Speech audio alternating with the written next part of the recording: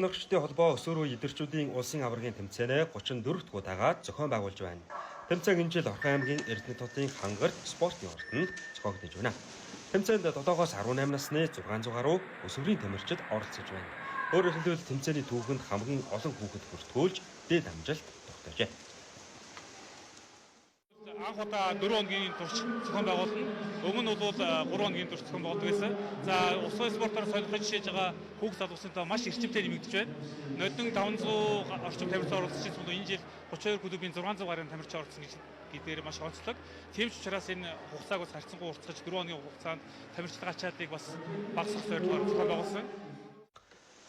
Монголын бүсийн спортын ирээдүй болсон өсвөрийн тамирчид лав гарагт эхний зай төрөлдөө уралдлаа. Говдо клубын 9 настай өсвөрийн тамирчин Сүлд улсын аваргын тэмцээнээс анхны медалаа хүртлээ. 50 өвөр тэгээд 100 холмог. Ямар амжилт үзвэл? Цагаан ахгүйсэн бас 50 өвөр дээр медаль авсан. Медаль авсан сэтгэгдэл ямар байна? Гоё. Улсын аваргын тэмцээнд анх удаага оролцов, өмнө нь оролцож байсан уу? Оролцож исэн. Тэгээд тэр үедээ бол ер нь цагаан ахгүйдэг байсан. Ер нь бол медаль авч байгаагүй. Чиний хувьд усын спортоор нь яагаад хичээл хүссэн бэ? Хэдэн жил хичээл хийж байна?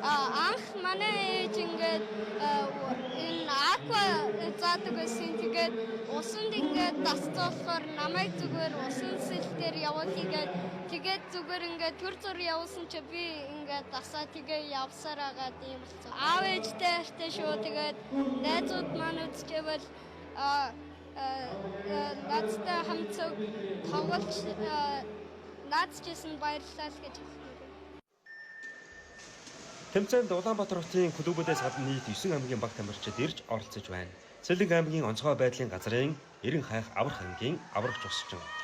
Ахлагч Давхарбаяр өөрийн шавнараа дагуулan Орхон аймагт иржээ.